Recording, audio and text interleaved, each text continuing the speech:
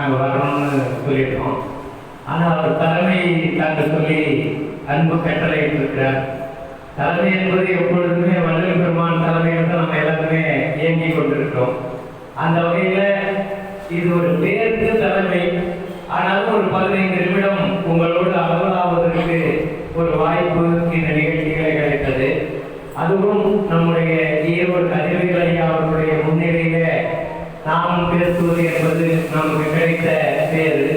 ஐயா அவர்கள் தொடர்ந்து 4வது ஞாயிற்றுக்கிழமை சிறப்பு சொற்பொழிவும் ஐயம் தெரிதலும் என்பது பற்றி தொடர்ந்து உரையாற்றிக் கொண்டிருக்கிறார்கள்.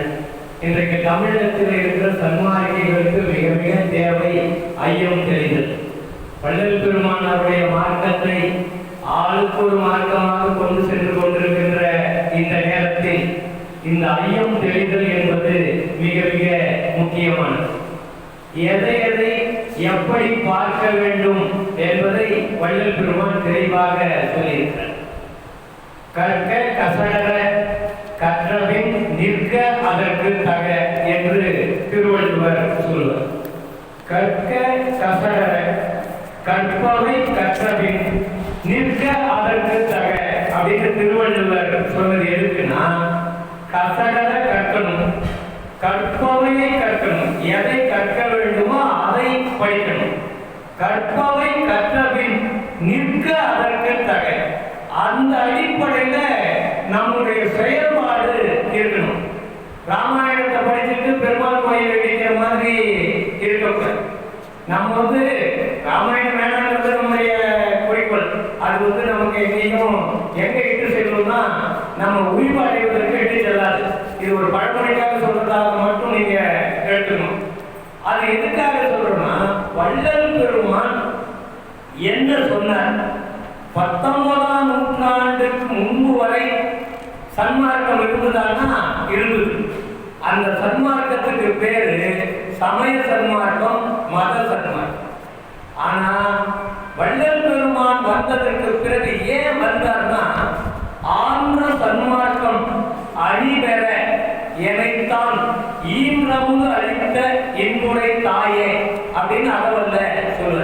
வள்ளல் பெருமான் வந்ததே எதுக்காகனா, ஆந்திர சன்மார்க்கம், ஆந்திர என்றால் இப்பொழுது இருக்கிற அப்படின்னு, இப்பொழுது இருக்கிற சன்மார்க்கத்தை அழிபெற்ற சன்மார்க்கமாக, இன்னும் செழுமை மிக்க சன்மார்க்கமாக, அதில் இருக்கிற துரிசை போக்கிக் கொள்ளக்கூடிய வகையில் நாம் செயல்பட்டு சன்மார்க்கத்தை சுத்தப்படுத்தி சுத்த சன்மார்க்கமாக, சமரச சுத்த சன்மார்க்கமாக மாற்றுவதற்காகத்தான் என்னை கடவுள் அனுப்பி வைத்தார். அப்படின்றதுதான் ஆந்திர சன்மார்க்கம் அணிபெற, அது இன்னும் செழுமையுற அழகு பெற, அதில் உள்ள துரிசுகள் எல்லாம் அழுக்குகள் எல்லாம் போக்கி சுத்தமாக்குவதற்காக அணிபெற எனைத்தான் ஈன்று அமுதளித்த இன்புடை தாயே, அருட்பெருஞ்சோதி ஆண்டவர் தாயா நினைச்சு இந்த அகவலை பாடிப்பார். அப்ப சன்மார்க்கம் ஏற்கனவே இருந்த ஆந்திர சன்மார்க்கம், அப்பொழுது இருந்த சன்மார்க்கம் மத சன்மார்க்கமாக, சமய சன்மார்க்கமாக இருந்த நிலையை மாற்றி சமரச சுத்த சன்மார்க்கமாக என்னைக்கு மாத்திட்டாரோ, அதுக்கப்புறம் நம்ம கடைபிடிக்க வேண்டியதெல்லாம் சமரச சுத்த சன்மார்க்கமா இருக்க வேண்டுமே தவிர, சமய மீண்டும் பழைய குருடி கதவை திறகின்னு சொல்லிட்டு மீண்டும் சமய சன்மார்க்கம் மத சன்மார்க்கத்திலேயே உழன்று கொண்டிருந்தா அது எப்படி சரியாகும்? அதுதான் வள்ளல் பெருமான் நம்ம கிட்ட விரும்புறது எதுன்னா, ஆழ்ந்த சன்மார்க்கத்தை விட்டுட்டு அணிபெற்ற சன்மார்க்கத்தை கடைபிடிக்க வேண்டியவர்களாக இந்த நாட்டில் உள்ளவர்கள், இந்த உலகத்தில் உள்ளவர்கள் அத்தனை பேரும் மாற வேண்டும் என்பதுதான் வள்ளலாருடைய குறிக்கோள். அதுக்காக தான் வள்ளலாரே இங்க வருகை தந்தார், வரவழைக்கப்பட்டார். யாரால? கடவுளால.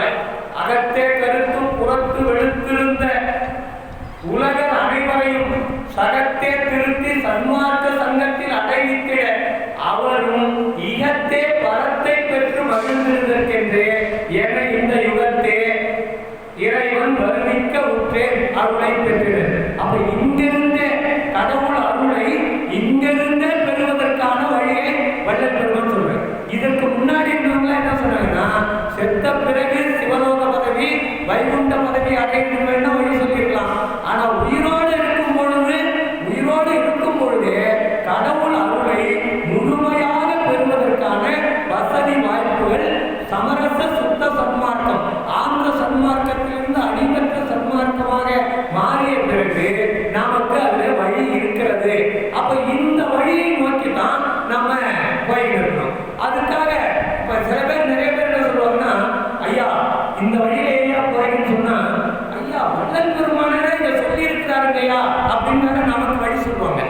ஏற்கனவே 5 திருமுறைகள்ல வள்ளல் பெருமானே சொல்லியிருக்கிறார் இல்லையா?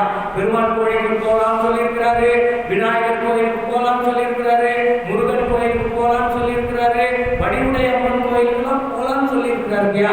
அப்ப அவர் சொல்லியிருக்கிறாரு, அதையே நம்ம பண்ணக்கூடாது அப்படின்னா அது ஆந்திர சன்மார்க்கம் இருந்த காலத்துல செய்தது சொன்னது.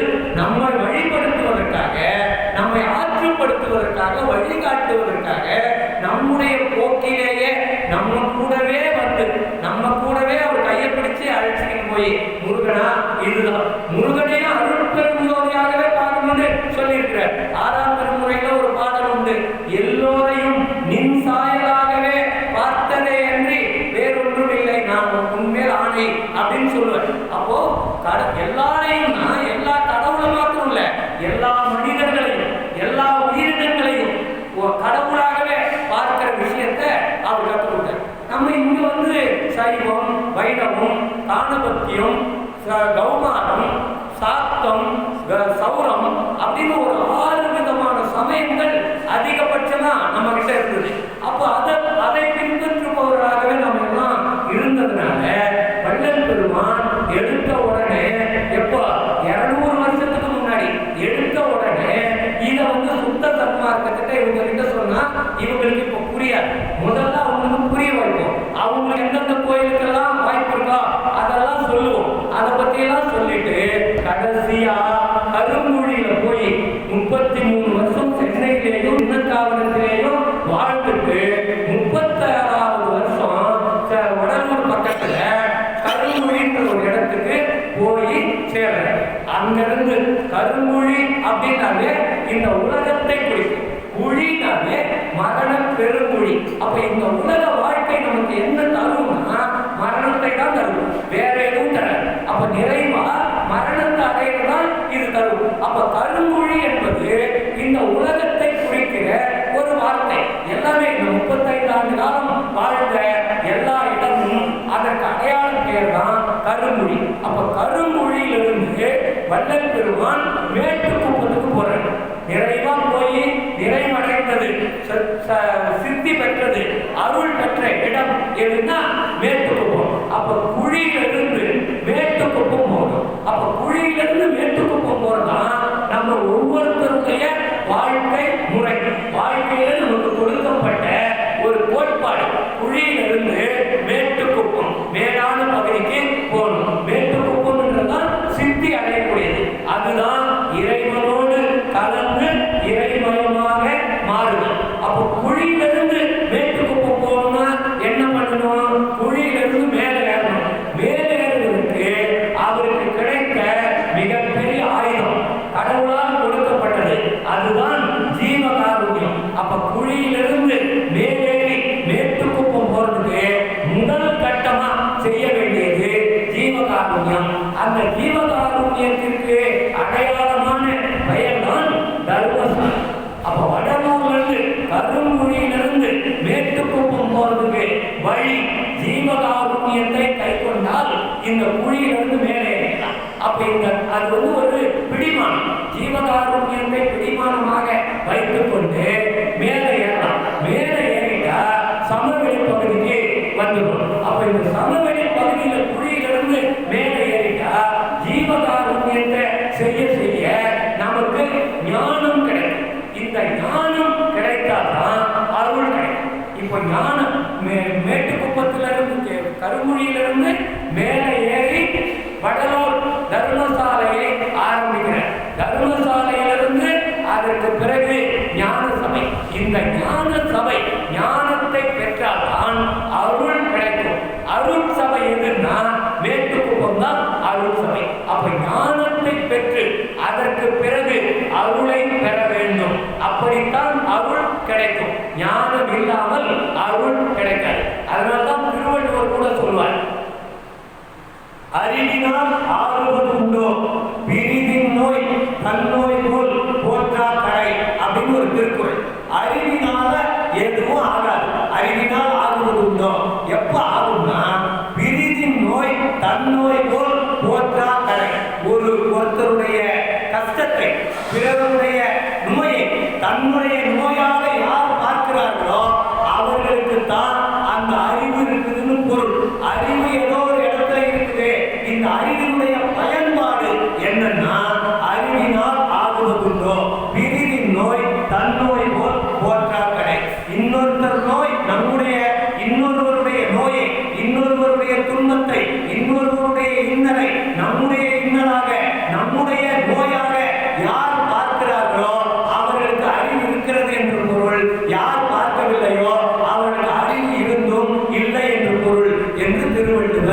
சொல்லுவார். அப்படி இருக்கிற சூழ்நிலையில் தான் வள்ளல் பெருமான் ஞானத்திற்கு முக்கியத்துவம் தருகிறார். அப்ப ஞானத்தினுடைய அடிப்படையில சொன்னதுதான் ஜீவகாருண்ய ஒழுக்கம், உயிர் இரக்கம். பிரிதின் நோய் தன்னோய் போல் பார்ப்பதுதான் உயிர் இரக்கம். அந்த உயிர் இரக்கம் தான் ஜீவகாருண்யம். இந்த ஜீவகாருண்யத்தை செய்தால்தான் அறிவு வரும். அந்த அறிவு வந்தால்தான் இந்த ஜீவகாருண்யத்தினுடைய பெருமை இருக்கு. அப்ப இந்த அறிவை பெற்றுக்கொண்டால் இந்த அறிவினால என்ன ஆகும்? எல்லாருக்கும் வழிபாட்டிலிருந்து வள்ளல் பெருமான் இந்த ஞானத்தின் அடிப்படையில நமக்கு சொல்லிக் கொடுத்தது என்னன்னா, கடவுள் யார், எங்கே இருக்கிறார், அவர் எப்படிப்பட்ட தன்மையில் இருக்கிறார் என்பதை சன்மார்க்க அறிவு கொண்டு பார்க்கக்கூடிய வாய்ப்பை நமக்கு உருவாக்கியிருக்கிறார். அறிவு எங்க இருக்கு? எல்லாருக்கிட்டே அறிவு இருக்கு. அறிவுதான் தெய்வம் என்பதை வள்ளல் பெருமான் சொல்றார். அதனாலதான் அவர் கண்ட கோயிலுக்கு ஞான சபைன்னு பேர் வைக்கிறார். இல்லைன்னா வேற ஏதாவது கோயில் வச்சிருக்கலாமே, இது ஞான ஆன்மா கோயில் அப்படின்னு வச்சிருக்கலாம், ஏழு கோபுரம் வச்சிருக்கலாம். இதெல்லாம் வைக்காம எல்லா கோயிலும் நம்முடைய உடல் அமைப்புல இருக்கும். பாதத்திலிருந்து மூலாதாரம், மூலாதாரத்திலிருந்து மணிப்பூரகம், ஆஞ்சை, இந்த மாதிரி எல்லா வரிசையா 6 ஆதாரங்களை கடந்து ஆஞ்சை சகசிரத்தலம் வரைக்கும் அந்த கோயில் அமைப்பு. அப்ப இந்த கோயில் எதுக்காக கட்டாங்கன்னா, ஒவ்வொருத்தரும் நம்ம போகும்போது நம்மை உணர்ந்து கொள்வதாக கட்டதுதான் அந்த காலத்துல கோயில். ஆனா நம்ம அதை மறந்துட்டு அதுக்கு தேர் திருவிழா பண்றதுலே தான் நம்ம குறியா இருக்கிற மொழிய, நம்ம யாராவது கோயில் போய் நம்மை உணர்ந்து இருக்கிறோமா? அதனாலதான் வள்ளல் பெருமான் எல்லா உடல் காலில் இருந்து தலை வரைக்கும் கட்ட கோயில் மாடலை மாத்திட்டு தலை வரைக்கும், இன்னும் கேட்டா ஆன்மா வரைக்கும் உள்ள கோயில ஞான சபையை கட்டிருப்பார். ஞானம் எங்க இருக்கு? நம்முடைய புருவ மத்திக்குள்ள இருக்கு. அப்ப அதை மட்டுமே ஒரு அமைப்பா வச்சு உடல் உள்ள ஞான சபையை கட்டிருப்பார். ஞானம்ன்றது வேற ஒண்ணு இல்லை, வடமொழி ஞானம். தமிழ்ல சொன்னா அறிவு, பேரறிவு. இந்த பேரறிவு தான் தெய்வமா இருக்கு. அப்ப இதை உணர்ந்து கொள்வதற்காக தான் கோயிலோ ஞான சபையோ நமக்கு கட்டப்படும். அப்ப அறிவுனால் நமக்கு என்ன இருக்கும்?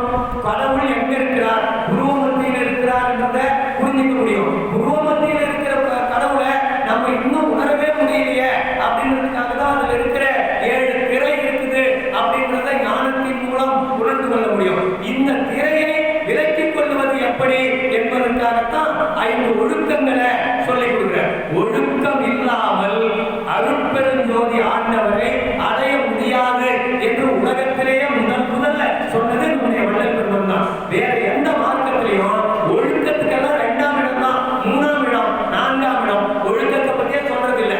கவுச்சியை சாப்பிட்டு கோயிலுக்கு போகக்கூடாதுன்னு அந்த காலத்துல நமக்கு சொல்லி கொடுத்துருக்காங்க. ஏன் சொன்னாங்க? அப்ப அங்க இருக்கிற கோயில் இருக்கிற இறைவனுக்கும் நாம் சாப்பிடுகிற அசைவத்துக்கும் ஏதோ ஒரு முரண்பாடான ஒரு விஷயம் இருக்குதுன்றத அந்த காலத்துல உணர்ந்திருக்கிறாங்க. ஆனா முழுமையா யாருக்கும் சொல்லல. அதுதான் கடந்த காலங்களில் 18ஆம் நூற்றாண்டு வரைக்கும் இந்த நிலைதான். இதை பட்டவர்த்தனமாக அதாவது வள்ளல் பெருமான் சொல்லுவார் பாருங்க. இதை அது அப்ப தெளிவாக சொல்லப்படவில்லை. வள்ளல் பெருமான் தான் கடவுள் நிலை அறிந்து அம்மயமாக ஆவதற்கு எது எதெல்லாம் தடை என்பதை தெளிவா புரிஞ்சுக்கிட்டு 3 விஷயத்தை ரொம்ப வலியுறுத்துறாங்க. அங்கங்க வலியுறுத்திருக்கிறாங்க எல்லாரும். ஆனா வள்ளல் பெருமான் மாதிரி ஒரு இயக்க ரீதியாக ஒரு இயக்கத்தை ஆரம்பிச்சு, சங்கம் ஆரம்பிச்சு, சாலை ஆரம்பிச்சு, சபை ஆரம்பிச்சு, அதுக்கு ஒரு கொடியை கட்டி, அந்த கொடி கட்டி ஒரு இயக்கத்தை ஆரம்பிச்சு, அந்த இயக்கத்தின் மூலமா மூலாதாரமான பிரச்சனையை நான் சொல்லியிருப்பேன். கடவுள் நிறையறிந்து அம்மயம் ஆதல் என்ற ஒரு கோட்பாடும் வள்ளலாரால் முதலாக முன்வைக்கப்படுகிறது. கடவுளாகவே மாறுதல். ஆனால் அதற்கு முன்பு வரை கடவுளுடைய திருவடியை அடைதல் மாத்திரம்தான் நமக்கு சொல்லப்பட்ட விஷயம். திருவடி என்பது இறைவனுடைய ஒரு பகுதி. இந்த பகுதி மாத்திரம் போதாது. இறைவனையே நாம் கட்டி அணைத்து ஒன்றாக சேர்த்து கலந்து உணர்ந்து அவர் வேறு நாம் வேறு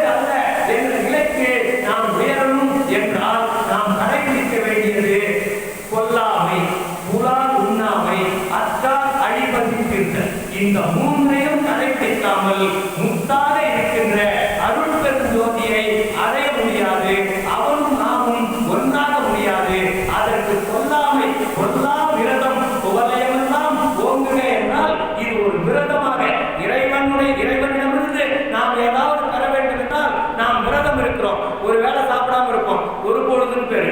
அது இல்ல, எல்லா விரதமா இருக்கும். கோயிலுக்கு போகும்போது அசைவம் சாப்பிடக்கூடாதுன்னு சொன்னாங்கன்னா கல்லால கட்டின கோயிலுக்கே அசைவம் சாப்பிடக்கூடாது அப்படின்னு அர்த்தமா?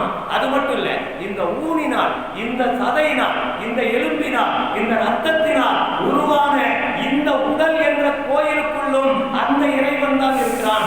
எல்லா உயிருக்குள்ளும் ஒரே கடவுளான அருட்பெருஞ்சோதி ஆண்டவன் தான் இருக்கிறான்.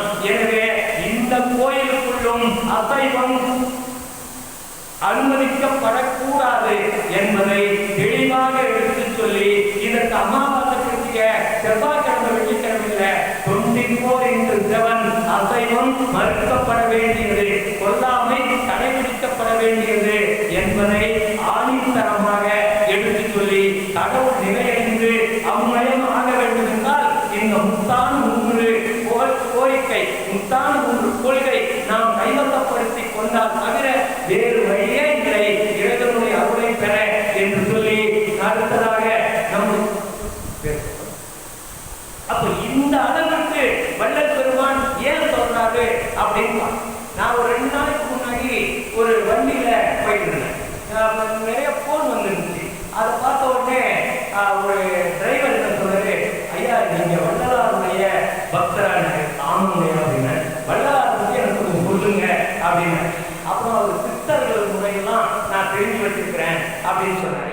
அவர்கிட்ட கொஞ்ச நேரம் உரையாடிட்டு வந்தேன். அவர்கிட்ட, ஐயா எனக்கு ரொம்ப தெளிவா நீங்க வள்ளலாரை பத்தி சொன்னீங்க அப்படின்னு சொன்னாரு. அப்ப நான் என்ன சொன்னேன்னா, ஒண்ணு நீங்க ரொம்ப நல்லவரா நம்மளை மாத்திக்கிறது தான் சுத்த சொன்னாங்க, வேற ஒண்ணு கிடையாது.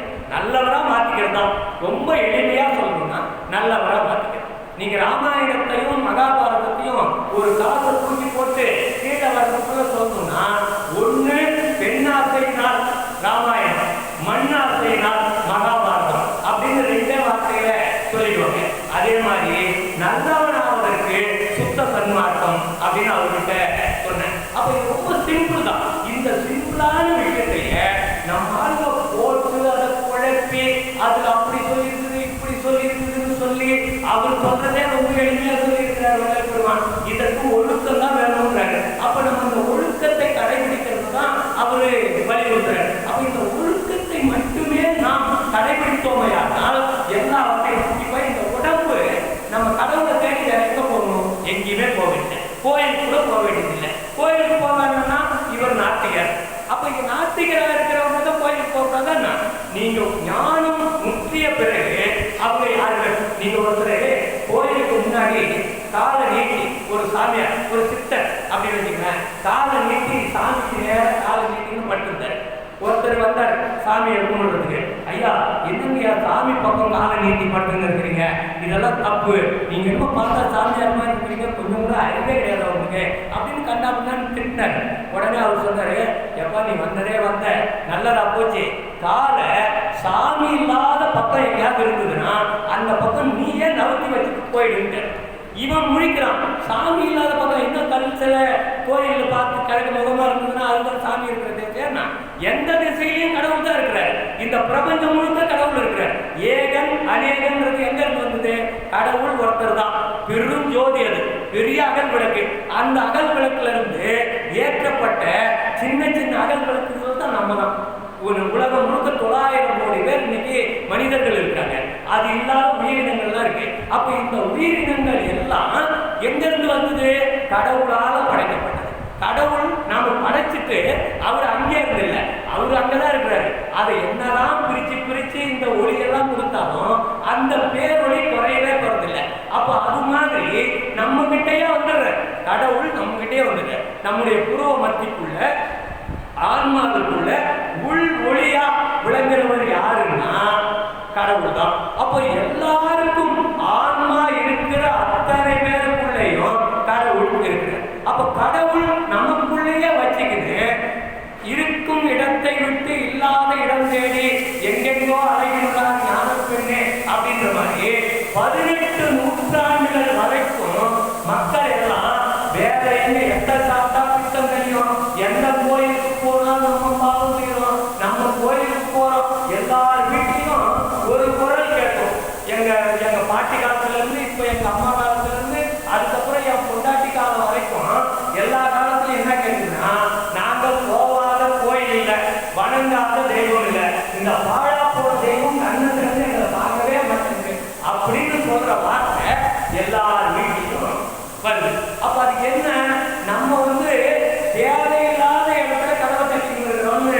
அர்த்தம்.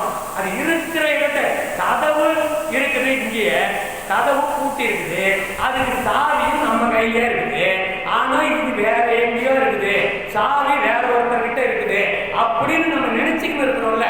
இந்த அறியாமை தான் நம்மள உண்மையான கடவுளை பார்க்க முடியாமல் தடுத்து கொண்டிருக்கு. அதனாலதான் வள்ளல் பெருமான் சொல்றாரு, இருள், மருள், தெருள், அருள் அப்படின்னு 4 நிலையை சொல்றாரு. இருள் நிலைன்றதுதான் இந்த உலக நிலை. இந்த உலகம் இருட்டால் ஆனது. இருட்டுன்னா என்ன? மாயை. இருள்னாவே அதுக்கு தமிழ்ல இன்னொரு பேர் என்னன்னா பிறவின்னு. அப்ப பிறவி, நம்முடைய பிறவிய மாயையினால் உருவாக்கப்பட்ட பிறவி நம்ம கிட்ட இந்த இருள் நிலையில இருந்துதான். எப்படி கரும்புழியிலிருந்து மேட்டுக்குப்பம் போகணுமோ அதே மாதிரி இருளில் இருந்துதான் அருள் நிலைக்கு நம்ம போகணும். அப்ப இருள்ல இருந்து அடுத்தது என்ன? மருள். அப்ப இருள் இருக்கு, சுத்தமா ஒரு லைட்டும் இல்ல, ஆனா எங்கேயோ ஒரு சின்ன ஒரு மின்மினி பூச்சி மாதிரி ஒரு வெளிச்சம் தெரியுது, அது மருள். அப்ப அந்த வெளிச்சத்துல ஒரு பொருள் தெரியுது, இதுவா அதுவான்னு ஒரு சந்தேகம். அந்த சந்தேகம் இருக்குது இல்ல, அதுதான் மருள். அந்த மருள்ன்றது இந்த சந்தேகம் வர்றது ஒரு வகையில நல்லது. இந்த சந்தேகம் வந்தாதான் இந்த சந்தேகத்தை தீர்த்துக்காம நமக்கு தூக்கமே வராது. அப்ப இந்த மருள்ன்ற நிலையிலிருந்து நம்ம திரும்ப நிறைய ஆன்மீக கூட்டங்களுக்கு போறோம், நிறைய ஆன்மீக புத்தகங்கள் படிக்கிறோம், நிறைய ஞானிகள் சொல்றது தெரிஞ்சுக்கிறோம். அதுக்கப்புறம் நமக்கு கிடைக்கிறது தெருள். தெருள்னா தெளிவு. இந்த தெளிவு வந்தாதான் அதுக்கு பிறகுதான் அருளே. இந்த தெருள் என்பது ஞானம், ஞானத்துக்கு பிறகு கிடைக்கிறது அருள். அப்ப இந்த வரிசையில தான் இருள், மருள், தெருள் என்கிற தெளிவு, அருள், இது எல்லாம் நமக்கு கிடைக்குது. அப்ப இது கிடைச்சாதான் நமக்கு அருள் வாழ்வு நமக்கு கிடைக்கும். நம்ம எல்லாம் நினைச்சுட்டு இருக்கிறோம், நமக்கு 6 அறிவு தான் அப்படின்னு நினைச்சுட்டு இருக்கிறோம். வள்ளலார் வர்றதுக்கு முன்னாடி வரைக்கும் நமக்கு 6 அறிவு தான் அப்படின்னு நினைச்சிருக்கோம். ஆனா வள்ளலார் தான் நமக்கு 8 அறிவு அப்படின்னு சொல்றாரு. இது 8ம் அறிவு. 8ன்றது எண்ணிக்கை 8. இந்த நம்ம உடலுக்குள்ளேயே இந்த 8 அறிவு இருக்கு. இந்த 5 அறிவு என்ன? மெய்வாய், கண், மூக்கு, செவி. இந்த 5ம் 5 அறிவு.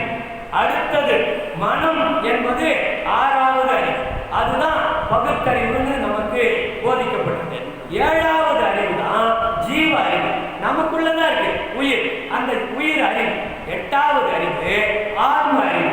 ஏன் அந்த காலத்துல நம்ம ஆட்கள் எல்லாம் தொல்காப்பியர் முதல் கொண்டு 6 அறிவை சொல்லிட்டாங்க, அதை அப்படியே இயற்றாங்க. ஆப்பிட்டு எல்லாரும் 6 அறிவு 6 அறிவு 6 அறிவுன்னு சொல்லிக்கிட்டே இருக்கோம். வள்ளல் பெருமான் மாத்திரம்தான் மறுக்க கற்றுக் கொடுத்தார் நமக்கு. மறுத்தவர் வள்ளல் பெருமான். மறுத்து கடந்து மறுவி உயர்வதுதான் சுத்த சன்மார்க்கத்தினுடைய சுகநிலையை பெற முடியும். ஒன்றை மறுக்காமல், ஒன்றை கடக்காமல், ஒன்றோடு இணையாமல் அது உயர்ந்த நிலைக்கு நாம் போகவே முடியும். என்கிற இயங்கும் மேல்நிலையில் பூரண சுகமாய் பொருந்து மெய்ப்பொருளே அப்படின்னு கடவுள் சொல்றாரு. என்கிற 14 நிலைகள் இருக்குது. இதுல ஒரு படியிலிருந்து அடுத்த படிக்கு நம்ம ஏறணும்னா முதல் படிய மறுத்து கடக்கணும். இந்த காலு மேல ஏறவே மாட்டேங்குது, இந்த படியிலேயே ஒட்டிக்கிட்டு இருக்குது. இந்த படி மேல இருக்கு பாசம், அதனால இந்த பாசத்தினால ஒட்டிக்கிட்டே இருக்குதுன்னா இங்கே ஒட்டிக்கிட்டு ஒட்டிதான் முதல் படியிலேயே. இதை மறுத்து தெரிஞ்சுக்கினா அடுத்த படியில நம்ம காலையே வைப்போம், அடுத்த படியிலிருந்து அடுத்த படியில காலை வைப்போம். இப்படி 14 படி நிலைகளை கடந்த பிறகுதான் அருள் பெருஞ்சோதி ஆண்டவருடைய தரிசனத்தை முழுமையாக இந்த 14 படி இருக்கு நம்ம உடம்புக்குள்ளே இருக்கு. இது எதையோ கைலாசத்திலேயோ அல்லது விஷ்ணு லோகத்திலேயோ சத்திய லோகத்திலேயோ எல்லாம் இந்த எஞ்சான் உடம்புக்குள்ளே 96 தத்துவங்களுக்குள்ளேயே எல்லாமே அடங்கியிருக்கிறது. அப்ப இதை மறுக்கணும். ஒரு படியிலிருந்து மேல வைக்கிறது மறுத்து அதை கடக்கணும், அதுக்கப்புறம் அதை மறுத்து அதை கடக்கணும், அதை மறுத்து அதை கடக்கணும். அப்ப கடந்து அதோட தெரிந்து கொள்ளணும். அதில் இருக்கிற உண்மையை நாம் மறுவி ஒன்றோடு ஒன்று சேர்ந்து ஒவ்வொரு காலகட்டத்திலும் அறியக்கூடிய திறன் நமக்கு இருந்து கொண்டே இருக்கும். அதனாலதான் வள்ளல் பெருமான் சொல்றார், இது சுத்த சன்மார்க்க காலம். கேட்காத கேள்விகள் எல்லாம் கேட்க நேரிடும், கேட்க வேண்டும் என்று தோன்றும், கேட்க வேண்டும் என்ற வேட்கை நமக்குள்ளே வரும். அதற்கு முன்பா என்னன்னா இன்னைக்கு ஐயா நடத்துறாரு சந்தேகம் தெரிதல், கேள்வி கேட்கலாம், பதில் தரப்படும். சத்விசாரம், இந்த ஜீவகாருண்யம் அப்படின்னு சொன்னாலே பரோபகாரமும் சத்விசாரமும் சேர்ந்ததுதான். இந்த சத்விசாரத்துக்கு இடம் கொடுத்ததே வள்ளல் பெருமான். சத் சங்கமே சத் விசாரமே. சத் சங்கம்னா ஒருத்தர் சொல்றதை கேட்டுட்டு போயிடுது. சத் விசாரம்னா சத்தியத்தை நோக்கிய விசாரணை, ஆய்வு, என்கொயரி, அது மாதிரி பண்றது பேர் தான் சத் விசாரம். அப்ப இந்த சத் விசாரத்தை முதன்மைப்படுத்துகிறார் வள்ளல் பெருமான். அப்ப இதுல அவருக்கு ஏதாவது இடத்து மூலமா கேள்வி கேட்டா நம்ம என்ன ஆகும் அப்படின்னு பயம் இருந்தா ஒருத்தர் கேள்வி கேட்க சொல்றாரா, கேளுங்கள் தரப்படும் அப்படின்னு சொல்றாருன்னா அங்க எந்த கேட்டாலும் கொடுக்கப்படும் அர்த்தம். அப்ப இந்த சத்விசாரம் என்பது மிக மிக முக்கியமானது. அப்போ பரோபகாரத்தையும் சத்விசாரம் என்கிற ரெண்டும் சேர்ந்து ஜீவகாருண்ய ஒழுக்கத்தினால்தான் கடவுளை அடைய முடியும். கடவுளை உணர்ந்து அம்மயமாக மாற முடியும். கடவுளுடைய திருவடியை அடைந்தால் என்பது ஒரு புத்தம். கடவுளோடு ஒன்றரை கலப்பது, இரண்டரை கலப்பது, இரண்டாக இல்லாமல் ஒன்றாகவே மாறுதல். இந்த இடத்திற்கு நம்மை விட்டு செல்வதுதான் சுத்த சன்மார்க்கம். அப்ப இதுல இந்த இருள் நிலையிலிருந்து அருள் நிலைக்கு போகணும், அமாவாசை நிலையிலிருந்து பௌர்ணமி நிலைக்கு போகணும். இந்த பௌர்ணமி நிலை என்பதுதான் ஞானத்தில் ஞானம். அப்ப நமக்கு 8 அறிவு என்ன? 1 இந்திரிய அறிவு, 5 மெய்வாய் கண் மூக்கு செவி, அடுத்தது மன அறிவு, 6வது அறிவு, 7வது அறிவு ஜீவ அறிவு, 8வது அறிவு ஆன்ம அறிவு. இந்த இந்திரிய அறிவு ஒரு பொருளை பார்க்கும். அது இருக்கிற மாதிரி, அது பொருள் இருக்கிற மாதிரி ஏதோ ஒரு நிழலாடுற மாதிரி தெரியும். ஆனா அது என்ன பொருள்னா தெரியாது. அடுத்தது மன அறிவு. அந்த பொருள் இன்னதென்று அதனுடைய பெயர், அதனுடைய உருவம், அதனுள்ள நன்மைகள், அதில் உள்ள தீமைகளை தெரிந்து கொள்வதற்கு எந்த அறிவு பயன்படும்? மன அறிவு பயன்படும். இந்த மன அறிவு நிலா வெளிச்சம் போல, இந்திரிய அறிவு நட்சத்திர வெளிச்சத்தில் ஒரு பொருளை பார்க்கறதுக்கு சமம், நிலா வெளிச்சத்தில் ஒரு பொருளை பார்க்கறதுக்கு சமம் மன அறிவு. அதுவே முழுமையான அறிவு கிடையாது. 6 அறிவு என்பதே முழுமையான அறிவு கிடையாது. 7வது அறிவு ஜீவ அறிவு. ஒரு பொருளை சூரிய வெளிச்சத்தில் பார்ப்பதற்கு சமம் இந்த உயிர் அறிவு. அப்ப இந்த உயிர் அறிவு தான் ஒரு பொருளுடைய பெயர், அதனுடைய உருவம், அதனுடைய நன்மை தீமைகள், அதனுடைய பிரயோஜனத்தை நாம் தெரிந்து கொள்ளலாம். ஆன்ம அறிவு என்பது கோடி சூரிய பிரகாசமாக உள்ள அக்னி, அண்டத்திலே உள்ள அக்னி. எப்படி நட்சத்திரம், சந்திரன், சூரியன், அக்னி என்ற சுடர் இருக்கிறது. இங்கே இந்திரியம், தரணம், ஜீவன், ஆன்மா என்று இருக்கிறது. இந்த நாளுக்கும் அந்த நாளுக்கு அண்டத்திற்கும் பிண்டத்திற்கும் ஒரு தொடர்பு இருக்கிறது. அப்ப நம்முடைய 8வது அறிவாகிய ஆன்ம அறிவு என்பது கோடி சூரிய பிரகாசத்தில் ஒரு பொருளை பார்ப்பது. அப்போ கோடி சூரிய பிரகாசத்தில் ஒரு பொருளை பார்த்தால் ஒரு சூரிய பிரகாசத்திலே நமக்கு கண்ணு பூசுது. கோடி சூரிய பிரகாசம்னா கண்ணு பூசாது. ஏன்னா புகை சிறிதும் காட்டாது இருக்கின்ற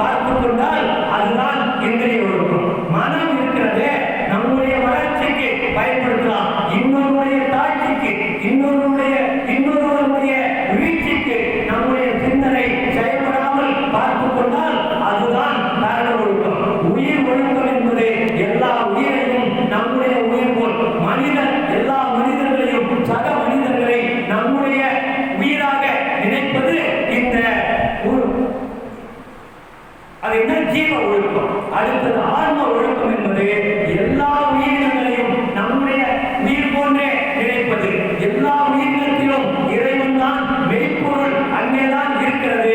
அவனுக்கு, அந்த உயிர்களுக்கு உபகாரம் செய்வதுதான் ஜீவகாருண்யத்தின் உச்சம். பசியோடு இருக்கின்றவர்களுக்கு எப்படி உபகாரம் செய்து நாம் கடவுளுக்கு படைத்தது போன்ற அதே மனநிலையை நாம் நிறைவாக பெற்றுக்கொள்ள முடியுமா? அப்படிப்பட்ட நிலையை உருவாக்கிக் கொள்வதுதான் இந்த ஜீவகாருண்யத்தினுடைய முக்கியத்துவம்.